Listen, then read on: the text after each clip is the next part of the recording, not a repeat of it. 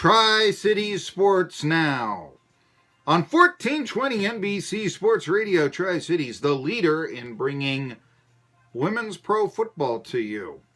See, that you remember in the 80s they'd play that theme right there, and it was, maybe you don't remember it, but trust me, guys, that was the NBC Sports theme. They said, the leader in sports coverage, and that would be, today from Cleveland Municipal Stadium, it's the Browns against the Bengals, and you see Kozar go against Esiason or something like that, and they would play this music here. So.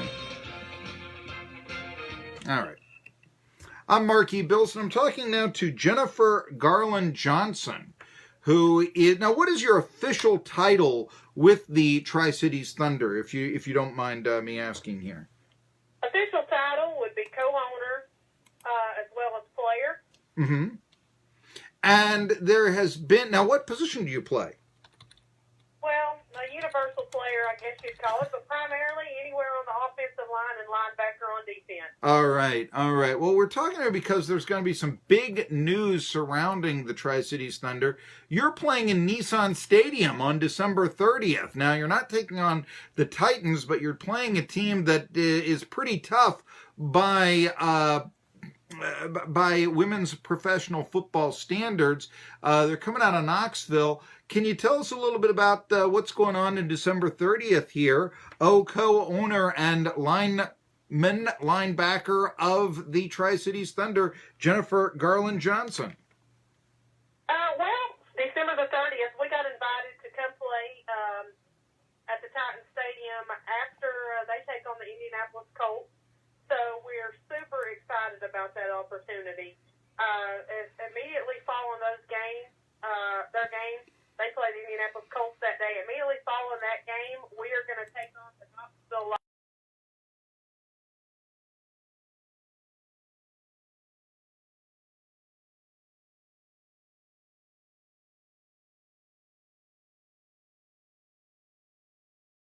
division-wise. So we're super excited about that. We're also selling tickets to get into that game, $30. Mm-hmm. Get you in to see the Titans and the Colts, and then to see our game immediately after. Well, that's intriguing. Now, admittedly, I've been to these things where you play after the the main event. Okay, I mean, I can recall going to and watching a baseball game, for instance, that was played after a major league game, and the baseball game was played by two teams.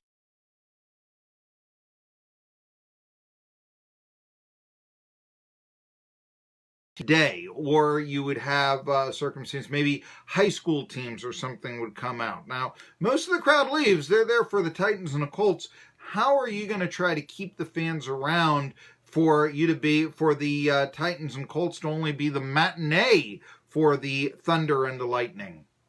Well, we want to think we're going to be the matinee.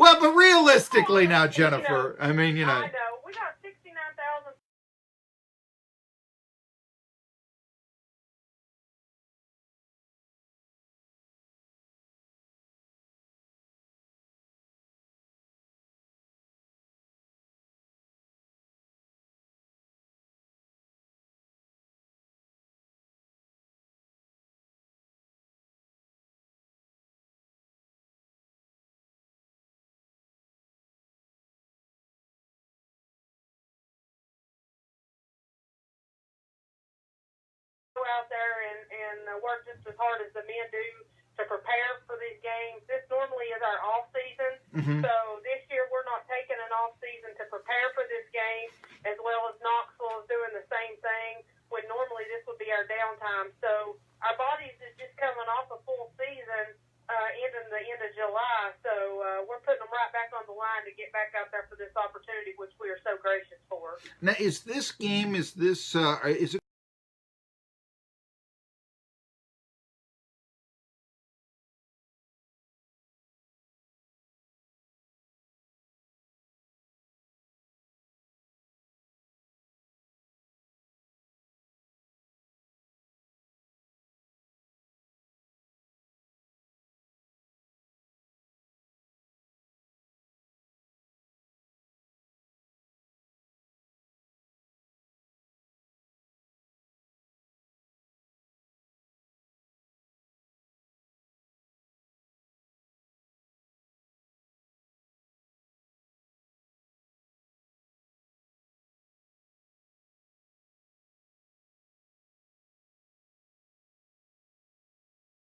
Correct. So, Yes. yeah, and to tell you the truth, that's probably a good way to do it because, after all, the NFL will have used Nissan Stadium's field, so it'll be a little torn up.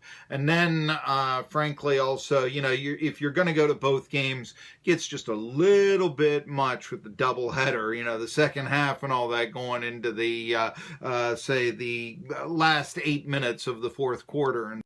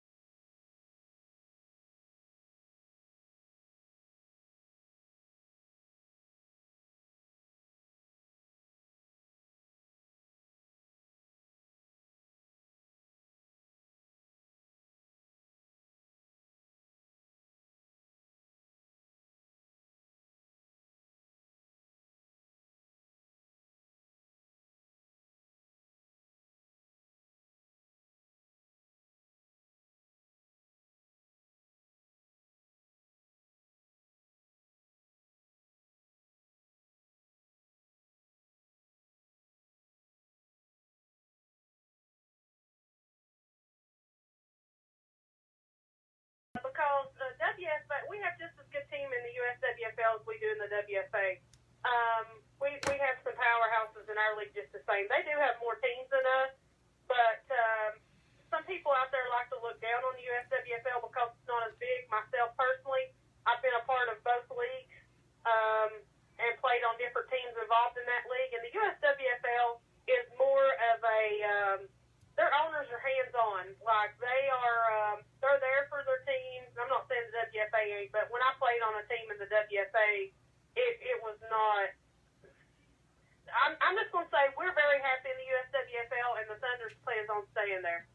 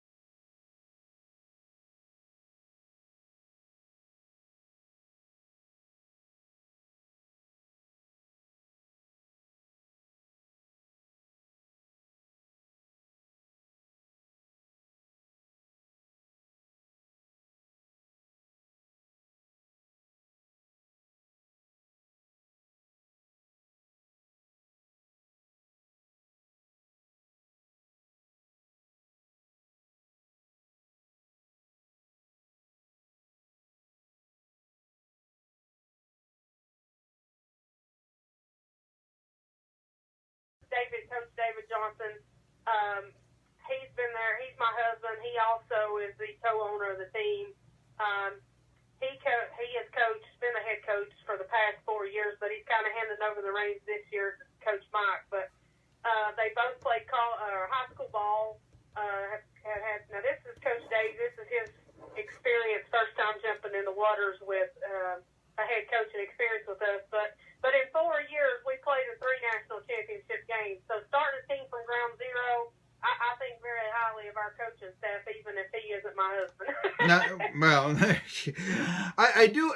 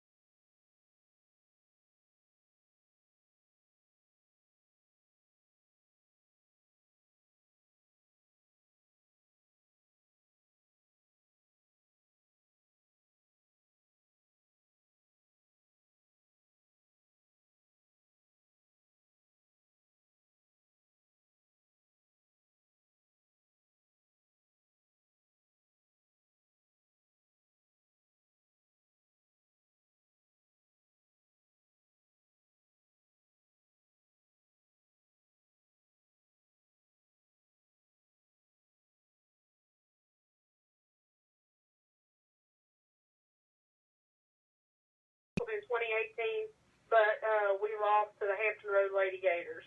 How do you recruit your players? Where do you generally get them from? Well, you know what?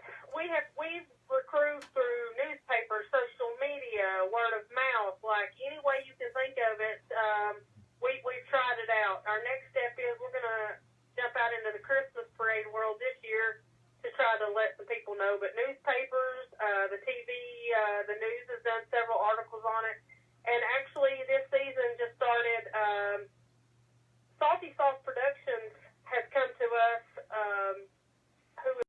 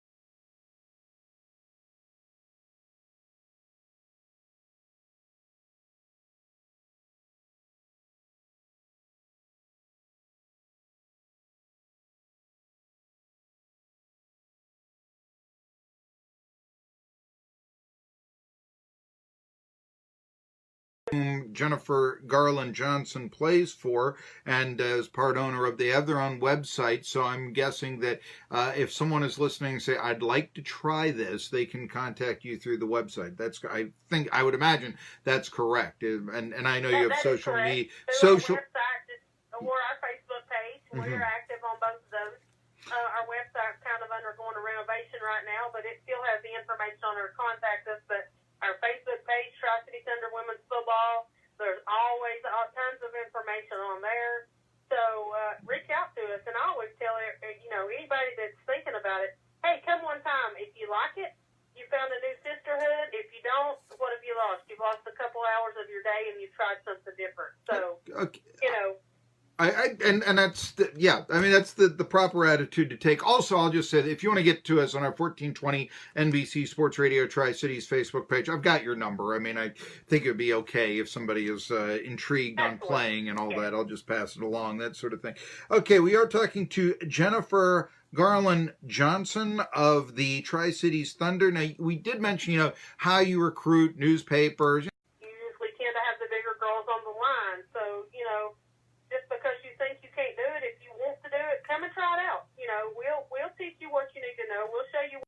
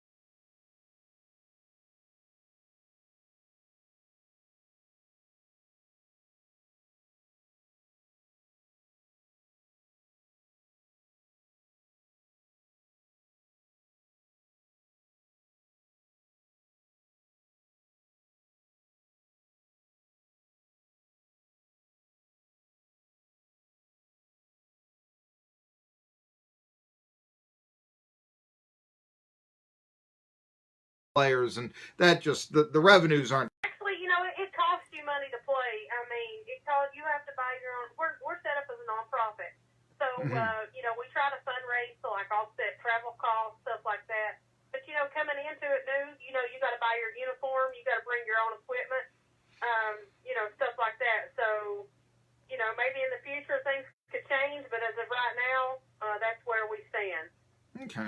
All right. Well, one of the things that I do see is in the USWFL, and I was really excited about this because I don't know, Jennifer, how much you have listened to Tri-Cities Sports now, but one of the things that I really preach is using sports to make the area more cosmopolitan. For instance, it's one of the reasons I push ETSU sports because Illinois or Creighton or whatever, they make road trips out to Fresno. That's more cosmopolitan. And the idea of being more of a notable sports entity, having a new arena in town, which we put a minor league hockey team in where you could be, entertaining teams from as far away as Alaska or someplace like that. That makes the Tri-Cities more cosmopolitan. Okay, lengthy question, but you mentioned Washington, D.C. is in your league. I saw at least 3 teams from the D.C. area, not just one in Washington, but another from Prince George's County and another from Alexandria. There's another one that I saw is starting up in Colorado. Will you be making road trips out to Colorado? How's that going to work? Well, the Colorado team, we're working on teams from that area to create a whole division. Colorado's under the same understanding that if we don't get that whole division somewhat within a reasonable travel distance, that we're going to have to make alternative plans. Last year, Tri-Cities traveled up to Lansing, Michigan 2 times. Okay. Which now one was in the playoffs, but one was a regular season game. But myself, I enjoy the road trips. It just gets a little hard sometimes on ladies financially that has families that they take and stuff like that. But we try our best to. We normally try to play a minimum of 3, maximum of 4 home games throughout the season, and travel 3 to 4 games away. But they try to keep the travel to where it's just one, like a big overnight stay, or at least the USWFL does. Let me speak to that. Tries to keep the travel to where you're traveling maybe one really long road trip like we did to Lansing last year, and then keep the other ones to where you can just go play that evening and drive home. So, we went to Fayetteville and played last year, which is a day trip, So we try to manage our. The big thing, though, is December 30th, you're going to be making a road trip to Nashville for a neutral site game against the Knoxville Lightning. I love this. Not only is it the Lightning against the Thunder, now that's got to be a rivalry. Not only is it the Tri-Cities against Knoxville, all right, it's in Nashville, but still, that's a rivalry and all this. But it also is the WFA, Women's Football Alliance, and you in the UWFL trying to get some notoriety and playing for the prestige of that up-and-coming league. So I really like all the storylines going around that game. The Titans and Colts, the matinee that day, I guess officially, because they're playing before you guys. But you say $30. You can get into the ball game for just $30. You'll got to drive to Nashville. Well, no, that's a special that if you get your ticket through us, help promote the game for us and for them. So that's a promotion that's only good through us. They can contact our website or our social media or get my phone number from you guys or whatever. And all of our players are selling them. But that's a promotion that we're running directly through us for $30 to see both games.